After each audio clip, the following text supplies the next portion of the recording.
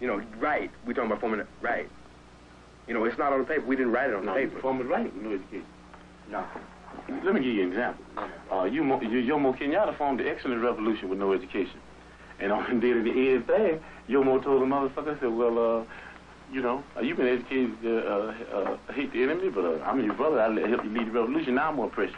Another example, Papa Doc in Haiti. Papa Doc in Haiti hated everything white. Man, you couldn't put this white paper in front of Papa Doc's face, but he moved all the white people out and he took over and be a president. He did, causing no education. And the people that had been educated, they just said that we don't hate the motherfucking white people, we hate the oppressor, whether he be white, black, brown, or yellow. So we got to know the educational program to find out what it's going to be in the finale. A lot of people work. Jomo Kenyatta is called never a revolutionary, but an ex-revolutionary.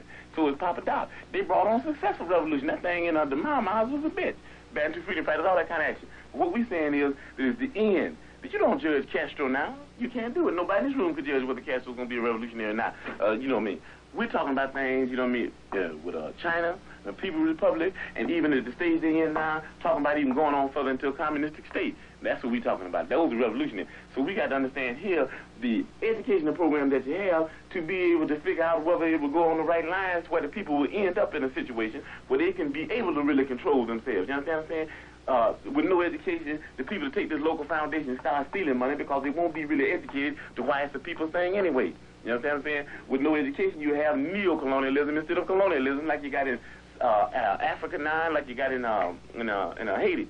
So what we're talking about is there has to be an educational program. That's very important. As a matter of fact, it's so important for us that a person has to go through 6 weeks of our political education before he can consider himself a member of the party, able to even run down ideology for the party.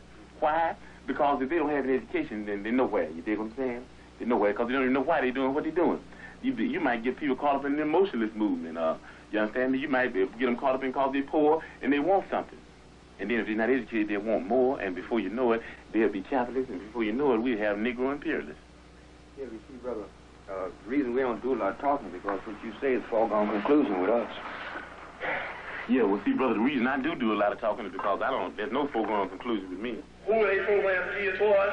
You got black Easter, you got black Christmas, you got black round all day, you got black April Fool, ain't geared towards nobody but black businessmen. And I say that anybody that comes into our community and does any type of situation that does not meet the needs of the masses, then I, Chairman President of the Black Panther Party, says that I catch that nigga by his collar neck and beat him to death with a Black Panther paper. We not doing it.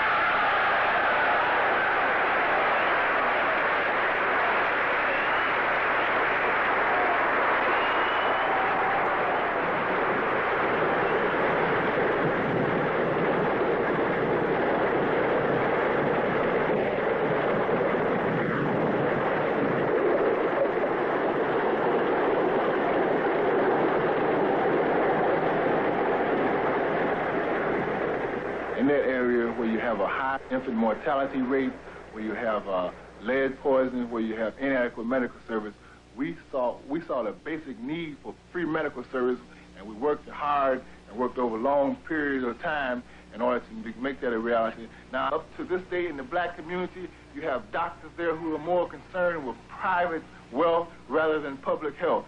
The concept behind the medical center is that we would take the profit out of the medical profession. Our medical center is a direct result of the basic need in the black community for a free medical service.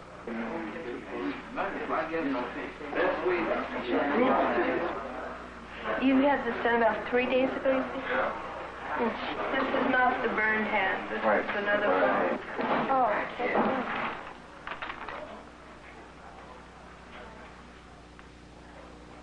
Does it feel painful? No, it's not painful. Like it's infected and everything? No, it's not painful. It's good. Looks good, yeah. We got doctors for every day this week. Next week we got... No, we need one for next Thursday. Come to the clinic tomorrow for an appointment. What are the chances of an ambulance now? If we can buy an ambulance, that's the best chance. I mean, what about... the idea is all right, but the idea is all right, but we just have to have money to get an ambulance. Well, how much, can't you use ambulance? Yes. I tell you, I'm going to bring a couple of pharmacists from the hospital where I am. They want to come out and see it, and they're interested in working, you know. we can have patients come through, see a doctor. After they get through and get a test or what have you, then they comes in and see the people's advocate. That's a community person or person in the party who acts like a liaison between the center here itself and the community.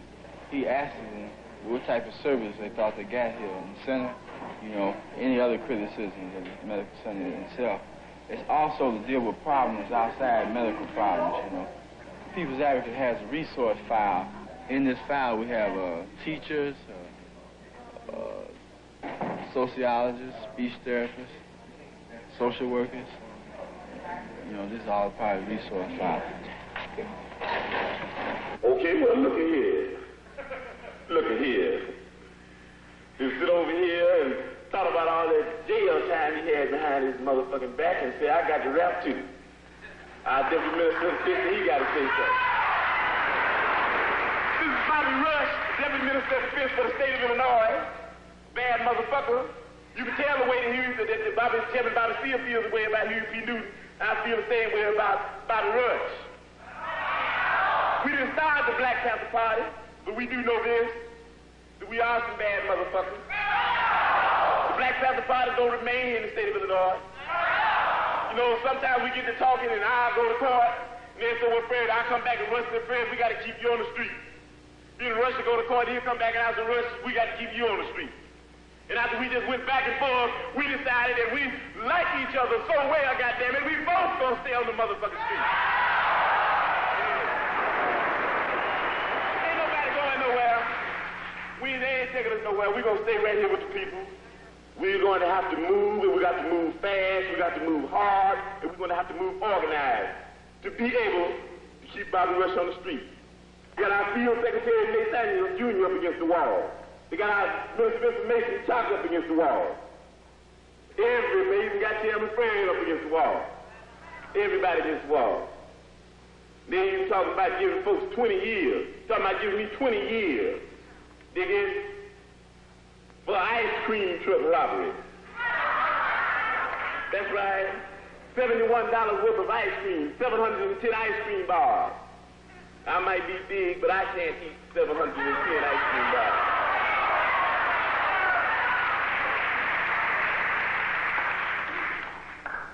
But even though they tried to give me all that bad publicity, they still came out in the end showing the true nature of a Panther. Because they said I went into the truck, beat up this pig that was in our community exploiting people, took the ice cream bars from him, handed them out to the kids.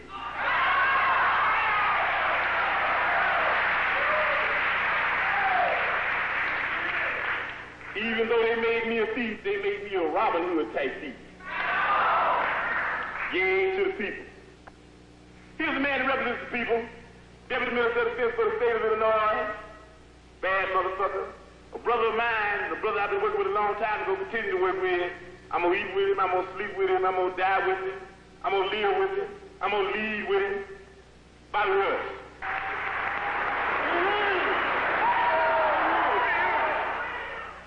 We're going to take the case to the people, and the people say that Fred is going to remain free, that Fred is innocent of anything against the people. He might be guilty of fucking over the power structure, but we can relate to that. All power to the people, and we're going to move on this power structure, and like Bobby said, we're going to say, get up against the wall, motherfucker, because it's a hold up, and we came to get what's ours. Thank you.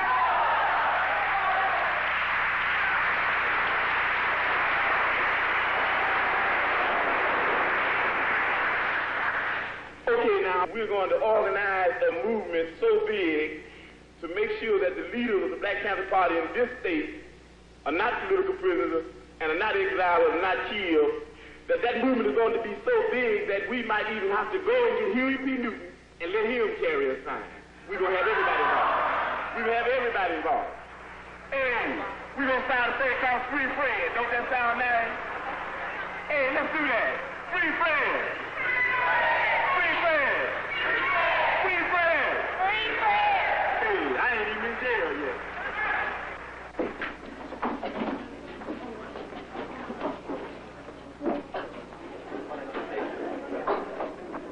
People of Illinois, versus Fred Hampton.